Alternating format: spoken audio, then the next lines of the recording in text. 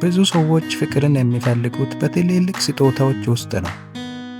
እውነተኛ ፍቅር ግን የሚደበቀው ሰውየው ሳያውቀው በሚያሳያቸው ትናንሽ ባህሪያት ውስጥ ነው።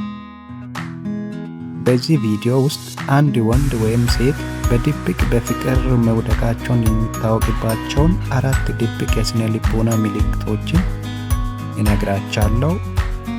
አንደኛ፣ የረጅም ጊዜ እቅድ ውስጥ እርሶን ማስገባት። አንድ ወንድ ወይም ሴት በፍቅር ሲወድቁ ስለ ወደፊት ህይወታቸው ሲያስቡ እና ሲያወሩ ሳያስቡ እርሶን ያካትታሉ። እኔ ከማለት ይልቅ እኛ የሚለውን ቃል በብዛት ይጀምራሉ።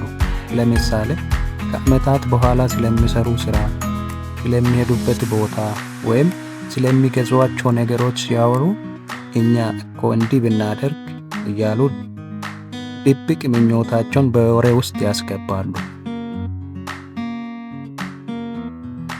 ሁለተኛው፣ የድምፅ ቃና መቀየር። የስነ ልቦና ጥናቶች እንደሚያሳዩት ሰዎች በጣም ከሚወዱ ሰው ጋር ሲያወሩ የድምፃቸው ቃና እና ፍጥነት ሳያውቁ ይቀየራል። ወንዶች በፍቅር ሲወድቁ ከሚወዷት ሴት ጋር ሲያወሩ ድምፃቸውን ይበልጥ የተረጋጋ፣ የከበደ እና የለሰለሰ ያደርጋል።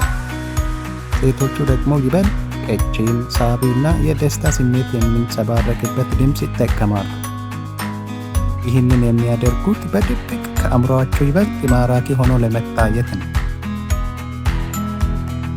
ሶስተኛው፣ ትናንሽ ዝርዝር ነገሮችን ማስታወስ።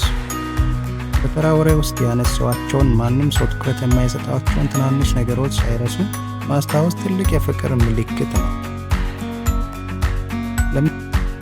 ለምሳሌ ከሳምንት በፊት በወሬ መሃል ይህንን ቀለም እወደዋለሁ ወይም ይህ ምግብ አያስማማኝም ያሉትን ነገር አስታውሶ በተግባር ሲያሳዩ እናያለን። አራተኛ፣ በአካል የመቅረብ ድብቅ ፍላጎት። ይሄ በአካላዊ ቋንቋ ወይም ቦዲ ላንጉጅ የሚገለጽ ፍጹም ድብቅ ምልክት ነው። ሰዎች ከማይወዱት ሰው ራቅ ማለት ሲፈልጉ ከሚወዱት ሰው ጋር ግን በቅርብ መሆን ይፈልጋሉ። ጫጫታ ባለበት ቦታም ይሁን በተረጋጋ ሁኔታ ሲያወሩ ሙሉ አካላቸውን ወይም ጭንቅላታቸውን ወደ እርሶ አስጠግተው ያዳምጣል።